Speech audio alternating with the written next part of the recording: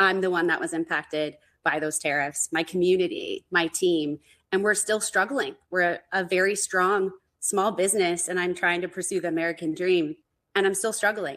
And I don't know when and if I'll ever see those funds come back, but I'm going to move forward and I'm going to persevere despite that. But I feel for a lot of small business owners this year that weren't able to turn the corner. Well, we really appreciate your time, and we want viewers to know you can buy Bundle and Joy pet food at Costco, PetSmart, Walmart, Whole Foods, and Sprouts, and online at Amazon and Chewy. Jess Berger, really appreciate it. Thanks so much. Yeah, thank you so much. Happy holidays. Likewise. Well, you can follow the show on X and Instagram at The Lead CNN. If you ever miss an episode of The Lead, you can watch the show on the CNN app. Erin Burnett Out Front starts now.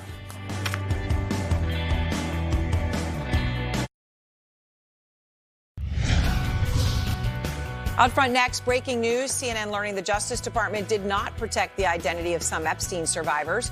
One who spoke to CNN, her name unredacted, appears in the files numerous times. That goes directly against the DOJ's reason for taking so long to release the documents. Where are the rest of the files, and why is it really taking so long? And an exclusive CNN investigation tonight, sources revealing Russia is using a fleet of cargo ships to spy on military sites. An incredible report tonight.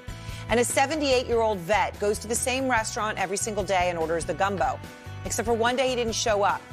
The chef jumped into action, and what happened next saved that vet's life. Both men are our guests tonight. Let's go out front.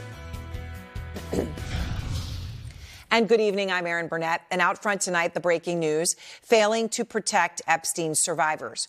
Our MJ Lee with exclusive reporting tonight that the Justice Department did not redact the name of one of Epstein's survivors in the thousands of heavily redacted pages it released. The woman, who has chosen to identify herself as Jane Doe, says her name appears multiple times in the files, even after reporting it to the DOJ this weekend. At last check, her name is still out in the open for the world to see. And we're going to have a lot more on her story in a moment. And we want to be very clear here. This is a huge oversight in the DOJ's part, and it's unacceptable. It's dangerous.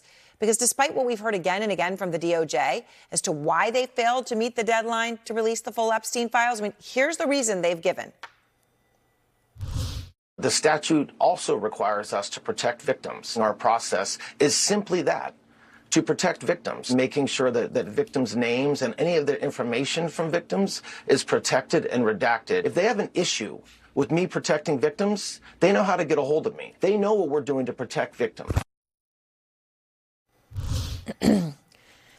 Okay, obviously that doesn't add up. And the victim that we're talking about who reached out to the DOJ and said, redact my name now, and then it still isn't done. That's what's unacceptable. And by the way, those names, her name in there, and yet men who are accused of rape, that is redacted, that doesn't add up. And survivors are demanding answers. And in a new statement, they write, the public received a fraction of the files. And what we received was riddled with abnormal and extreme redactions with no explanation. Numerous victim identities were left unredacted. No financial documents were released. Grand jury minutes, though approved by a federal judge for release, were fully blacked out. These are clear-cut violations of an unambiguous law. And it's not just survivors pounding the table tonight, calling it out and saying that this needs to stop. There needs to be more transparency. Well, there's actually people who are mentioned in the files who are standing up. Former President Bill Clinton is speaking out, his spokesman calling on the DOJ to release all the files after, of course, the first release was full of a whole bunch of pictures of Clinton, like the one of Clinton swimming in a pool with Ghislaine Maxwell and another woman whose face is redacted. Now, Clinton has never been accused by law enforcement of wrongdoing related to Epstein. And in a statement, his office writes, what the Department of Justice has released so far and the manner in which it did so makes one thing clear.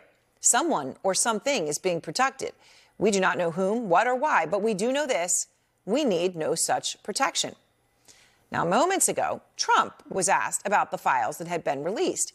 And he's not happy, but for an entirely different reason.